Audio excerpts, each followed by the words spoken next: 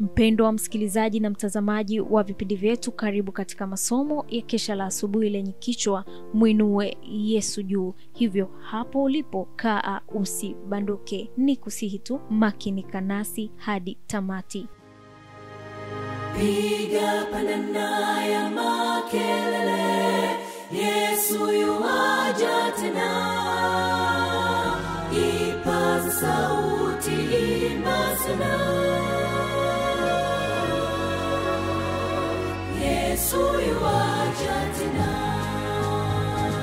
Anakuja, anakuja. Yesu yuaja tena.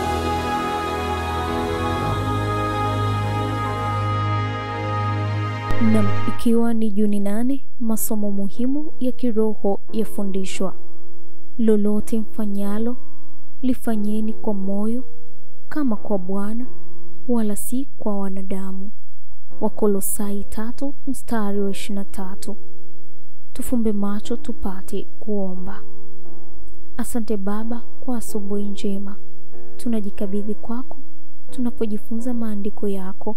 Tunaomba uongozi wa Roho wako mwema, atuongoze na atufunulie ile ukweli yako, tukazidi kusogea zaidi karibu na wewe, kupitia jina lako Yesu Kristo, amen.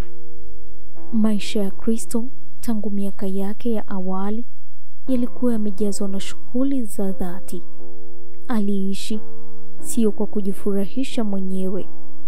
Alikuwa mwana wa Mungu wa milele, ila alifanya kazi na baba yake Yusufu katika mradi wa useremala. Mradi wake ulikuwa muhimu. Alikuja duniani ili kujenga tabia, kwa hivyo kazi zake zote zilikuwa hazina dosari, yaani zilikuwa kamilifu. Katika kazi zake za kawaida, aliuleta ule ukamilifu kama ule aliohitaji kwa tabia ambazo alikuwa anazirekebisha kwa uwezo wake wa uungu. Yeye yu kielelezo chetu.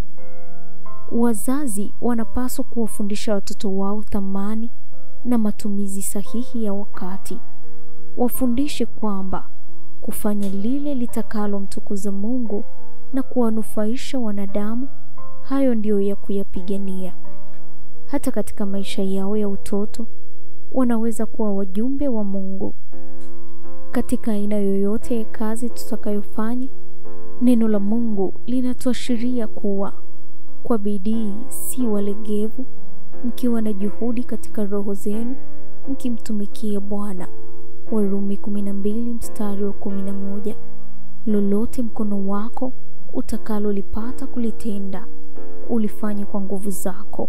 Mhubiri 9:10. Mkijua ya kwamba mtapokea kwa Bwana ujira wa urithi, maana mnamtumikia Bwana Kristo. Wakolosai 3:24. Utasoma Christ Object Lessons ukurasa 345 na ukurasa 346.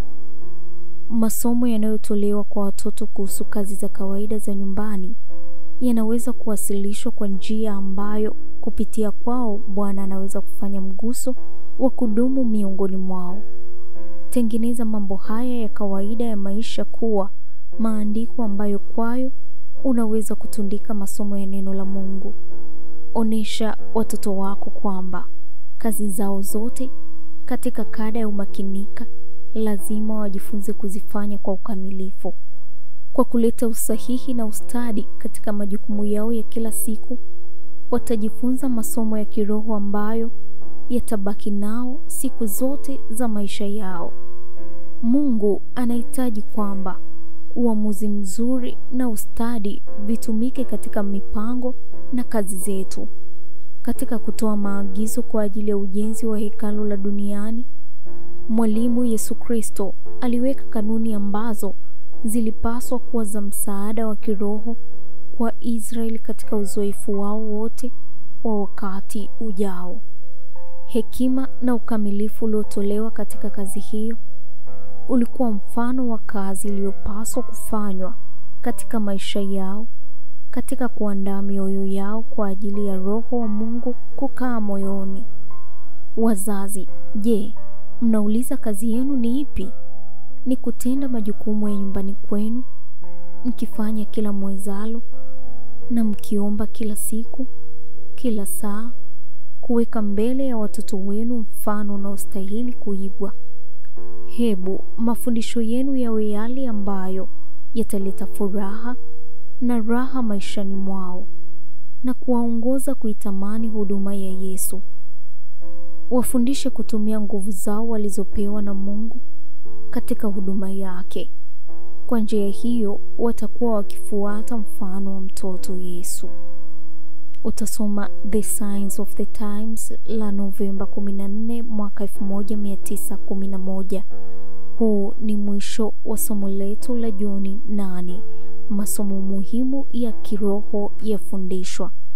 Tufumbe macho tupate kuomba. Asante Baba kwa somo hili zuri. Asante kwa kumekuwa pamoja nasi tangu mianzo ya masomo haya hata tunapohitimisha somo la leo. Tunajikabidhi kwako. Tunaomba baraka zako ziwe pamoja nasi kupitia jina lako Yesu Kristo. Amen. Barikiwa nami mwaka 2025 katika masomo haya. Anakuja,